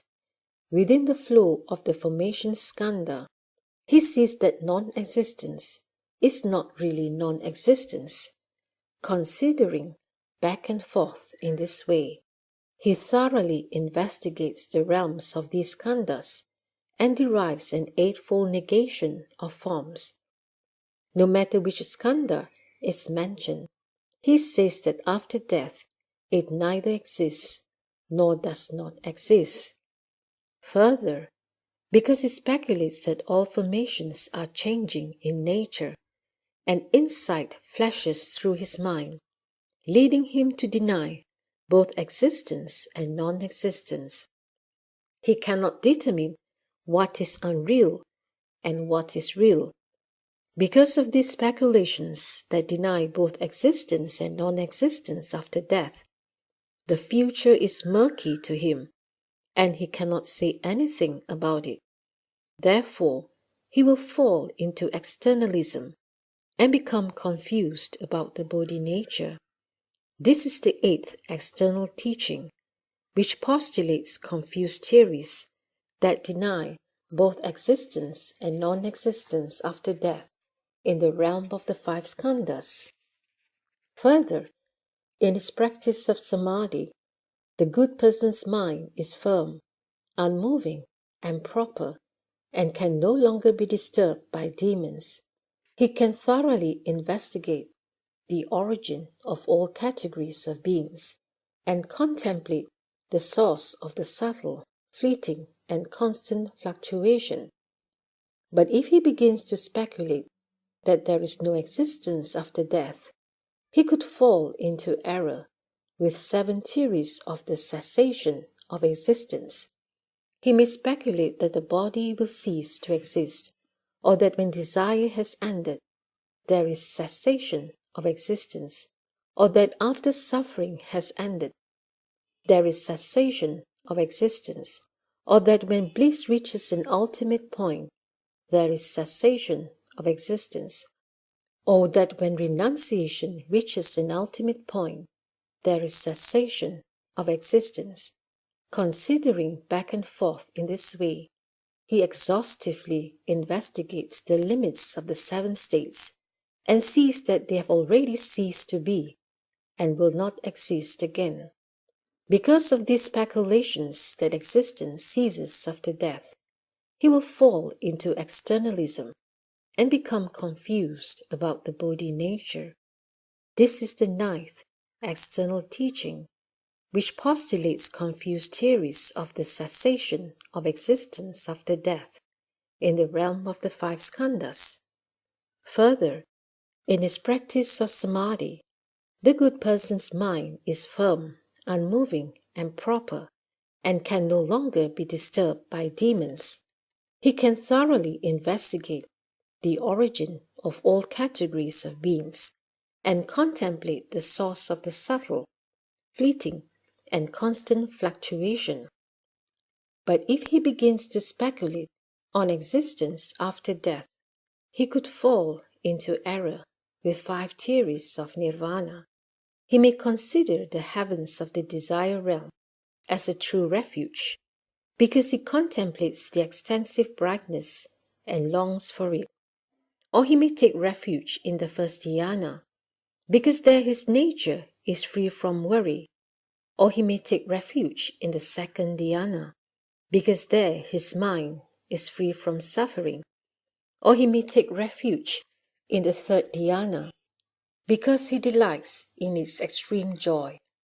Or he may take refuge in the fourth dhyana, reasoning that suffering and bliss are both ended there, and that he will no longer undergo transmigration.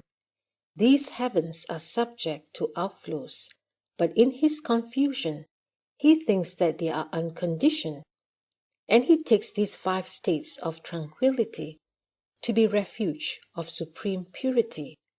Considering back and forth in this way, he decides that these 5 states are ultimate.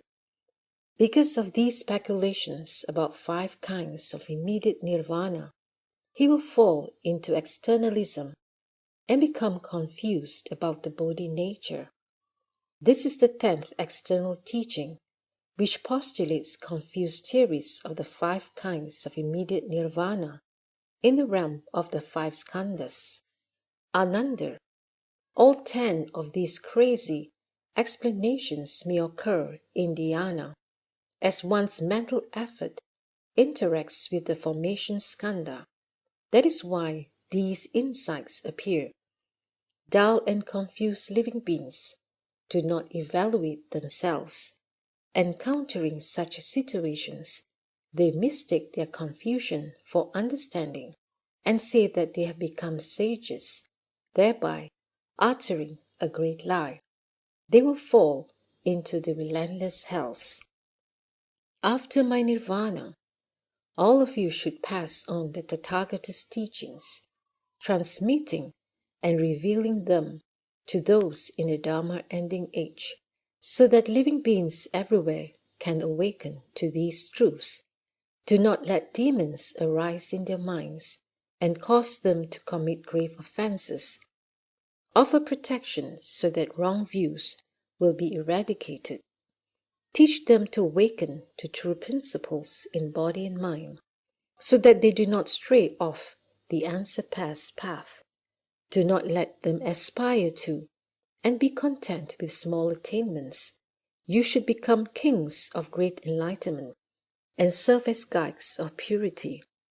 Ananda, when that good person, in cultivating samadhi, has put an end to the formation skandha, the subtle, fleeting fluctuations, the deep, imperceptible, pivotal source, and the common foundation from which all life in the world springs, are suddenly obliterated. In the submerged network of the retributive karma of the Pugala, the karmic resonances are interrupted. There is about to be a great illumination in the sky of nirvana. It is like gazing east at the cock's final crow to see the light of dawn. The 6 sense faculties are empty and still. There is no further racing about. Inside and outside, there is a profound brightness. He enters without entering. Fathoming the source of life of the 12 categories of beings throughout the 10 directions, he can contemplate that source without being drawn into any of the categories. He has become identical with the realms of the 10 directions. The light does not fade, and what was hidden before is now revealed. This is the region of the consciousness skandha. If he has become identical with the beaconing masses, he may obliterate the individuality of the 6 gates and succeed in uniting and opening them. Seeing and hearing become linked so that they function interchangeably and purely.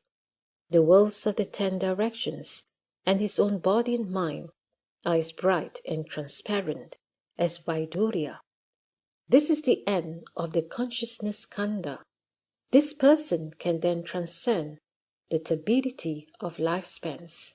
Contemplating the cause of the consciousness skandha, one sees that the negation of existence and the negation of non-existence are both unreal, and that upside-down false thoughts are its source. Ananda, you should know that the good person has thoroughly seen the formation skandha as empty, and he must return consciousness to the source. He has ended production and destruction, but has not yet perfected the subtle wonder of ultimate serenity. He can cause the individual sense faculties of his body to unite and open, He also has a pervasive awareness of all the categories of beings in the 10 directions. Since his awareness is pervasive, he can enter the perfect source. But if he regards what he is returning to as a cause of true permanence and interprets this as a supreme state, he will fall into the error of holding to that cause.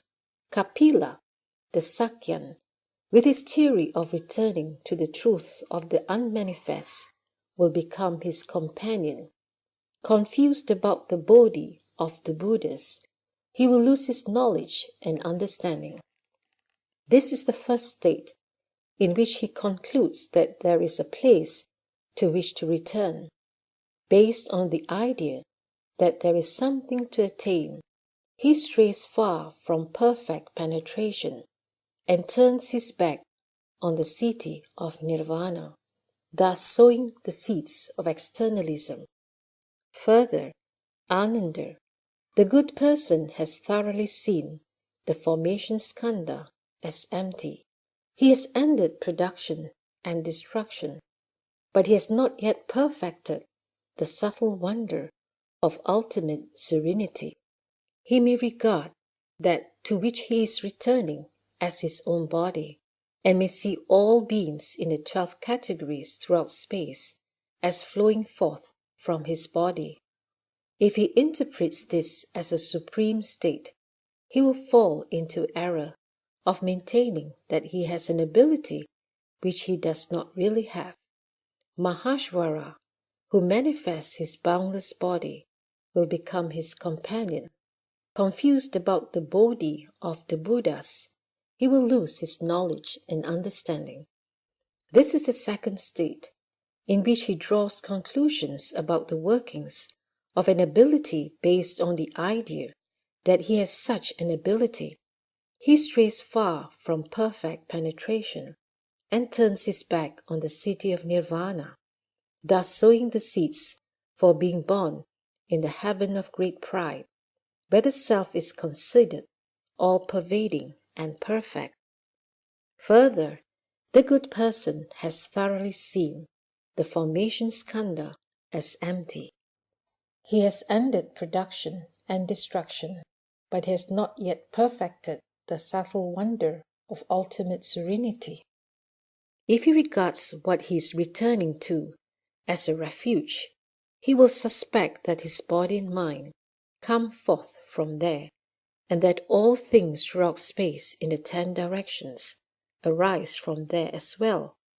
He will explain that that place from which all things issue forth is the truly permanent body, which is not subject to production and destruction. While still within production and destruction, he prematurely reckons that he abides in permanence. Since he is deluded about non-production, he is also confused about production and destruction. He is sunk in confusion. If he interprets this as a supreme state, he will fall into the error of taking what is not permanent to be permanent. He will speculate that the sovereign God, Ishvaradeva, is his companion. Confused about the Bodhi of the Buddhas, he will lose his knowledge and understanding.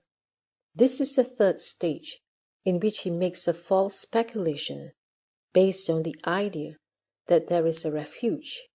He strays far from perfect penetration and turns his back on the city of nirvana, thus sowing the seeds of a distorted view of perfection.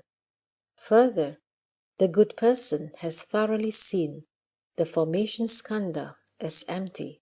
He has ended production and destruction, but he has not yet perfected the subtle wonder of ultimate serenity.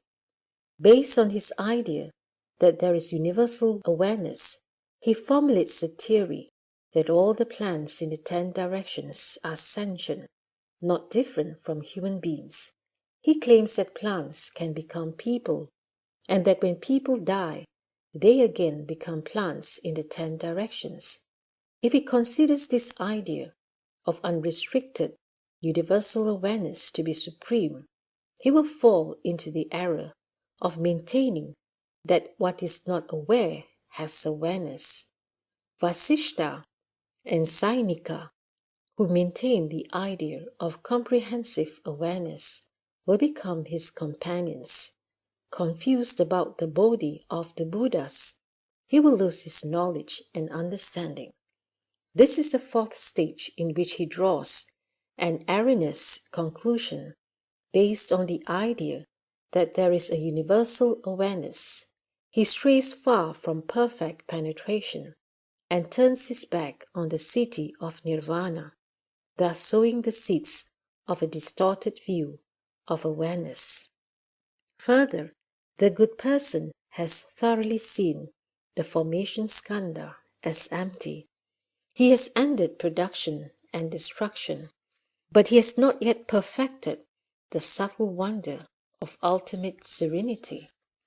If he has attained versatility in the perfect fusion and interchangeable functioning of the sense faculties, he may speculate that all things arise from these perfect transformations. He then seeks the light of fire, delights in the purity of water, loves the wind's circuitous flow, and contemplates the accomplishments of the earth. He reveres and serves them all.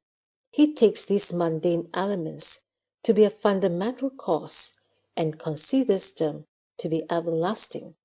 He will then fall into the error of taking what is not production to be production. Kashyapa and the Brahmins who seek to transcend birth and death by diligently serving fire and worshipping water will become his companions. Confused about the body of the Buddhas, he will lose his knowledge and understanding. This is the fifth state, in which he confusedly pursues the elements, setting up a false course that leads to false aspirations based on speculations about his attachment to worship. He strays far from perfect penetration and turns his back on the city of nirvana, thus sowing the seeds of a distorted view of transformation. Further, the good person has thoroughly seen the formation skandha as empty. He has ended production and destruction, but he has not yet perfected the subtle wonder of ultimate serenity. He may speculate that there is an emptiness within the perfect brightness, and based on that, he denies the myriad transformations, taking their eternal cessation as his refuge. If he interprets this as a supreme state, he will fall into the error of taking what is not a refuge to be a refuge. Those abiding in the shunyata of the heaven of neither thought nor non-thought will become his companions. Confused about the body of the Buddhas, he will lose his knowledge and understanding. This is the sixth state, in which he realizes a state of voidness based on the idea of emptiness within the perfect brightness. He strays far from perfect penetration and turns his back on the city of nirvana, thus sowing the seeds of annihilationism. Further, the good person has thoroughly seen the formation skandha as empty. He has ended production and destruction, but he has not yet perfected the subtle wonder of ultimate serenity. In the state of what seems to be perfect permanence, he may bolster his body, hoping to live for a long time in that subtle and perfect condition without dying. If he interprets this as a supreme state, he will fall into the error of being greedy for something unattainable. Asita and those who seek long life will become his companions. Confused about the body of the Buddhas, he will lose his knowledge and understanding. This is the seventh state, in which he sets up the false cause of bolstering and aspires to permanent worldly existence based on his attachment to the life source. he strays far from perfect penetration and turns his back on the city of nirvana, thus sowing the seeds for false thoughts of lengthening life. Further, the good person has thoroughly seen the formation skandha as empty. He has ended production and destruction, but he has not yet perfected the subtle wonder of ultimate serenity. As he contemplates the interconnection of all lives, he wants to hang on to worldly enjoyments and is afraid they will come to an end. Caught up in this thought, he will, by the power of transformation, seat himself in the lotus flower palace, conjure up an abundance of the seven precious things, increase his retinue of beautiful women, and indulge his mind. If he interprets this as a supreme state, he will fall into the error of taking what is not the truth to be the truth. Vignakara will become his companion. Confused about the body of the Buddhas, he will lose his knowledge and understanding. This is the eighth state in which he decides to indulge in worldly enjoyments. Based on his wrong thinking, he strays far from the perfect penetration and turns his back on the city of nirvana, thus sowing the seeds for becoming a demon of the heavens.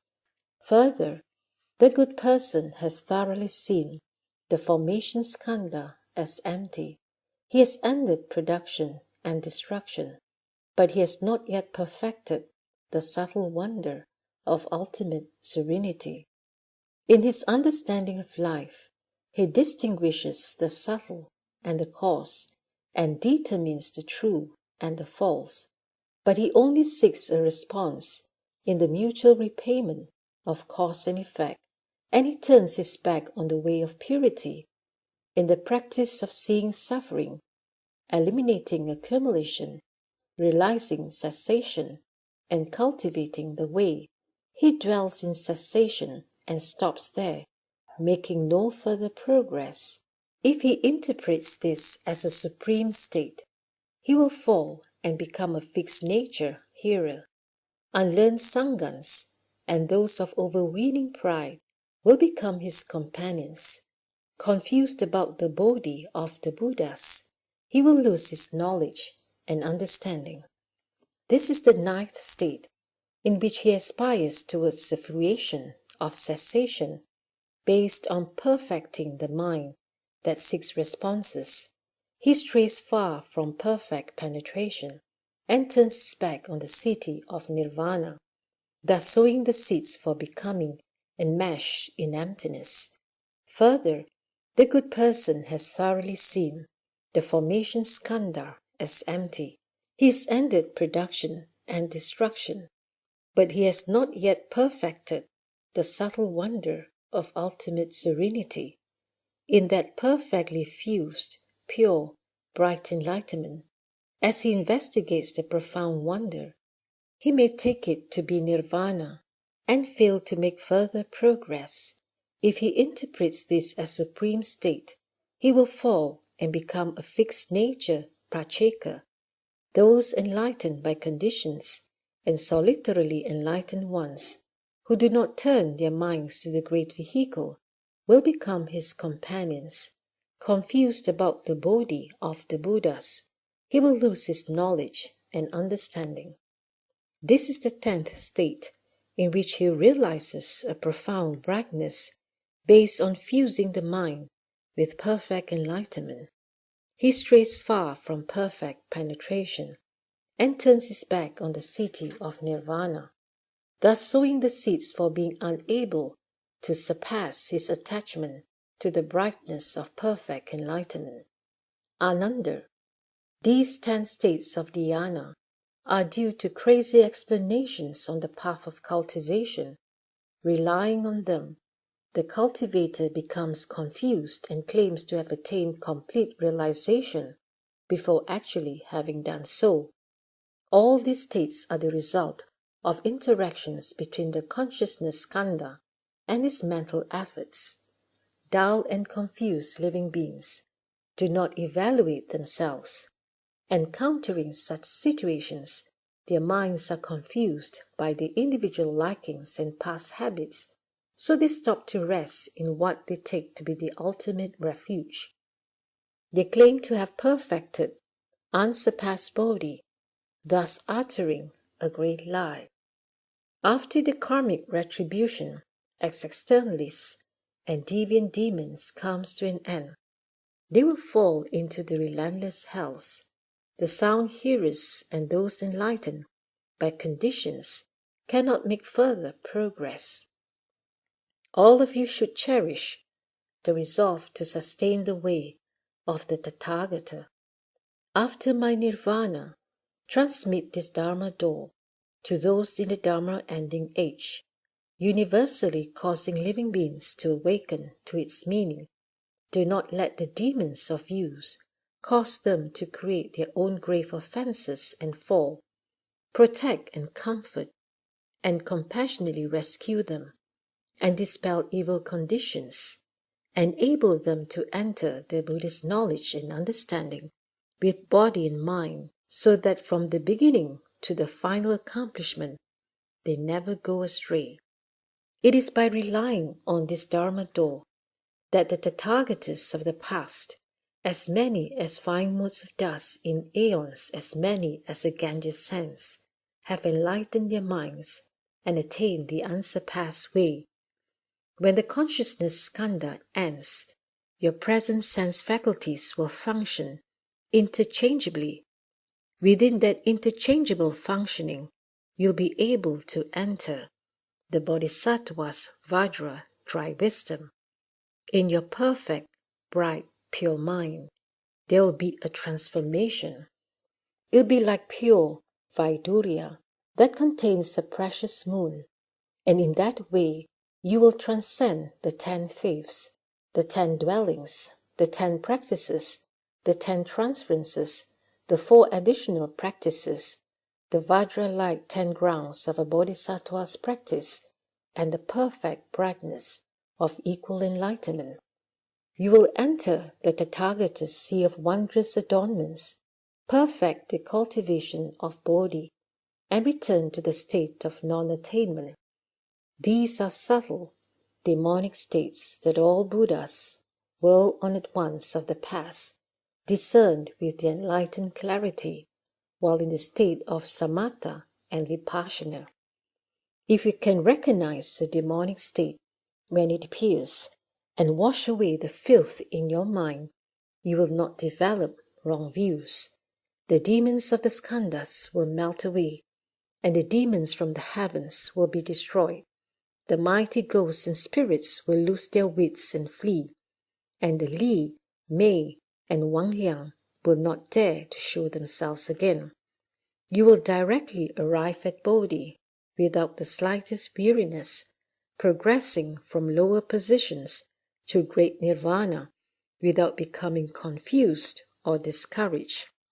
If there are beings in the Dharma ending age who delight in cultivating samadhi, but who are stupid and dull, who fail to recognize the importance of dhyana, or who have not heard the Dharma spoken, you should be concerned lest they get caught up in deviant ways. You should single-mindedly exhort them to uphold the Dharani mantra of the Buddhist summit. If they cannot recite it from memory, they should have it written out and place it in the meditation hall or wear it on their person. Then none of the demons will be able to disturb them. You should revere this final paradigm of ultimate cultivation and progress of the Tathagatas of the 10 directions. Ananda then arose from his seat. Having heard the Buddha's instruction, he bowed and respectfully upheld it, remembering every word and forgetting none. Then once more, in the great assembly, he spoke to the Buddha. The Buddha has told us that in the manifestation of the 5 skandhas, there are 5 kinds of falseness that come from our own thinking minds. We have never before been blessed with such subtle and wonderful instructions as the Tathagata has now given. Further, are these 5 skandhas destroyed all at the same time, or are they extinguished in sequence? What are the boundaries of these 5 layers? We only hope the Tathagata, out of great compassion, will explain this in order to purify the eyes and illuminate the minds of those in the great assembly, and in order to serve as eyes for living beings of the future. The Buddha told Ananda, the essential true wonderful brightness and perfect purity of basic enlightenment does not admit birth and death, nor any mundane defilements, nor even empty space itself. All these are brought forth because of false thinking.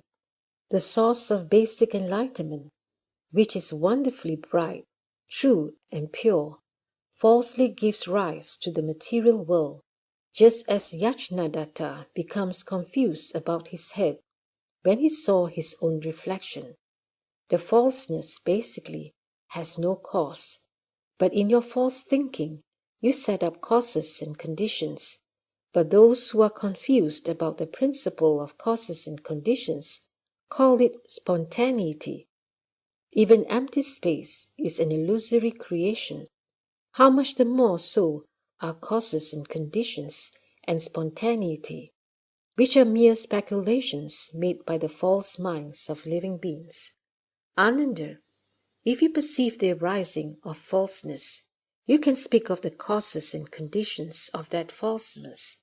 But if the falseness has no source, you'll have to say that the causes and conditions of that falseness basically have no source. How much the more is this the case for those who fail to understand this and advocate spontaneity? Therefore, the Tathagata has explained to you that the fundamental cause of all 5 skandhas is false thinking. Your body's initial cause was a thought on the part of your parents. But if you had not entertained any thought in your own mind, you would not have been born. Life is perpetuated by means of thought. As I've said before, when you call to mind the taste of vinegar, your mouth waters. When you think of walking along a precipice, the soles of your feet tingle. Since the precipice doesn't exist and there isn't any vinegar, how could your mouth water at the mere mention of vinegar, if it were not the case that your body originated from falseness?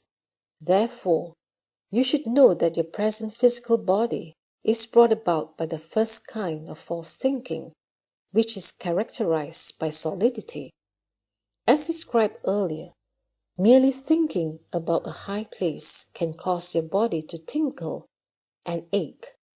Due to that cause, feelings arise and affect your body, so that at present you pursue pleasant feelings and are repelled by unpleasant feelings. These 2 kinds of feelings that compel you are brought about by the second kind of false thinking, which is characterized by illusory clarity. Once your thoughts arise, they can control your body. Since your body is not the same as your thoughts, why is it that your body follows your thoughts and engages in every sort of grasping at objects? A thought arises, and the body grabs at things in response to that thought. When you are awake, your mind thinks. When you are asleep, you dream. Thus your thinking is stirred to perceive false situations. This is the third kind of false thinking, which is characterized by interconnectedness. The metabolic processes never stop. They progress through subtle changes. Your nails and hair grow, your energy wanes, and your skin becomes wrinkled. These processes continue day and night, yet you never wake up to them. If these things aren't part of you, Ananda, then why does your body keep changing? And if they are really part of you, then why aren't you aware of them? Your formation skandha continues in thought after thought without cease. It is a 4th kind of false thinking, which is subtle and hidden. Finally, if your pure, bright, clear, and unmoving state is permanent, then there should be no seeing, hearing, awareness, or knowing in your body. If it is genuinely pure and true, it should not contain habits of falseness. How does it happen, then, that having seen some unusual thing in the past, you eventually forget it over time, until neither memory nor forgetfulness of it remain? But then later, upon suddenly seeing that unusual thing again, you remember it clearly from before, without forgetting a single detail. How can you keep track of the permeation that goes on in thought after thought in this pure, clear, and unmoving consciousness? Ananda, you should know that this state of clarity is not real. It is like rapidly flowing water that appears to be still on the surface. Due to its speed, you cannot perceive the flow, but that does not mean it is not flowing. If this were not the source of thinking, then how could one be subject to false habits? If you do not open and unite your six sense faculties so that they function interchangeably, this false thinking will never cease. That's why your seeing, hearing, awareness, and knowing are presently strung together by subtle habits, so that within the profound clarity, existence and non-existence are both unreal. This is the fifth kind of upside-down, minutely subtle thinking. Ananda, these five skandhas of reception develop with five kinds of false thinking. You also wanted to know the depth and scope of each realm. Form and emptiness are the boundaries of form. Contact and separation are the boundaries of feeling. Remembering and forgetting are the boundaries of thinking. Destruction and production are the boundaries of formations. Deep purity entering to unite with deep purity belongs to the boundaries of consciousness. At their source, these five skandhas arise in layers. Their arising is due to consciousness, while their cessation begins with the elimination of form. You may have a sudden awakening to the principle, at which point they all simultaneously vanish, but in terms of the specifics, they are eliminated not all at once, but in sequence. I have already shown you the knots tied in the karpasa cloth. What is it that you do not understand that causes you to ask about it again? You should gain a thorough understanding of the origin of this false thinking and then transmit your understanding to cultivators in the future Dharma ending age. Let them recognize this falseness and naturally give rise to deep disdain for it. Let them know of nirvana so that you will not linger in the triple realm. Ananda, suppose someone were to fill up all the space in the 10 directions with the 7 precious things and then present them as an offering to Buddhas as numerous as motes of dust, with his mind set on serving and making offerings to them in thought after thought. Do you think this person would reap many blessings for making such an offering to the Buddhas? Ananda answered, since space is limitless, the precious things will be boundless. In the past, someone gave the Buddha 7 coins and consequently was reborn as a wheel-turning king in his next life. As to this person who now fills up all of space and all the Buddha lands with an offering of precious things that could not be reckoned through endless aeons, how could there be a limit to his blessings? The Buddha told Ananda, all Buddhas, Tathagatas, speak words which are not false. There might be another person who had personally committed the 4 major offenses and the 10 parajikas, so that in an instant he would have to pass through the Avicii hells in this world and other worlds, until he had passed through all the relentless hells in the 10 directions without exception. And yet, if he could explain this Dharma door for just the space of a thought to those in the Dharma ending age who have not yet studied it, his obstacles from offenses would be eradicated in response to that thought, and all the hells where he was to undergo suffering would become lands of peace and bliss. The blessings he would obtain would surpass those of the person previously mentioned by hundreds of thousands of millions or billions of times, indeed, by so many times that no calculations of analogies could express it. Ananda, if living beings are able to recite this sutra and uphold this mantra, I could not describe in endless aeons how great the benefits will be. Rely on the teaching I have spoken. Cultivate in accord with it, and you will directly realize Bodhi without encountering demonic karma. When the Buddha finished speaking the sutra, the bhikshus, bhikshunis, upasakas, upasikas, and all the gods, humans, and asuras in this world, as well as all the bodhisattvas, those of the two vehicles, sages, immortals, and pure youths in other directions, and the mighty ghosts and spirits of initial resolve, all felt elated, made obeisance, and withdrew.